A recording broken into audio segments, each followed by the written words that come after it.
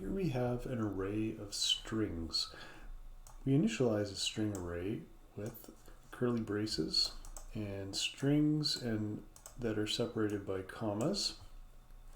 If we want to print out the contents of this string array, we need to use different indexes to get at each of the strings. So when we run it, when we use index 0, we get milk, index 1, eggs, and 2 for butter.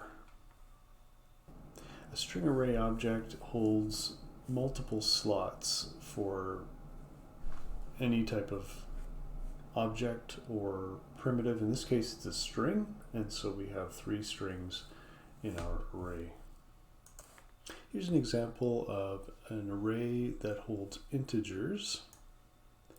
You can see that it's specified to be an integer array and that we're using integer literals to initialize it. Just as before, we are printing out the items in the array. And the way we're doing that is by using an index. The index allows us to select different integers in this array, and by changing that index and moving it up by 1 each time, we're able to print out all the items in the list or array. We're also using the length field from the array, and that allows us to know when to stop the while loop.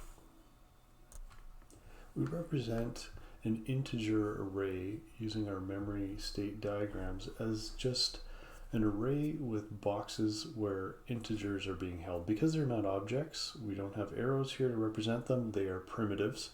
And so we have our reference called primes.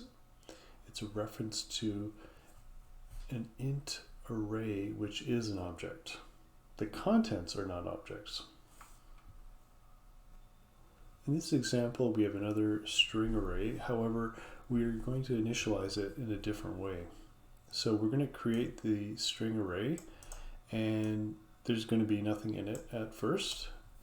On the subsequent lines, we're going to initialize the different elements of the array. So the first element is going to be pigeon, the second is going to be chicken, and so on. You can see that the array has 5 spots for strings. We've only initialized the first 4 of them. So when we go to print out the list of elements in our array,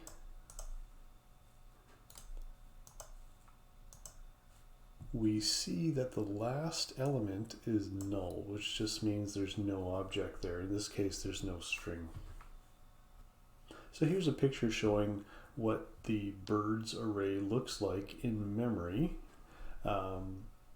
We've got the birds reference. We have a string array which has multiple slots to hold references to other strings. And we'll notice that the 5th element does not have a string to point to.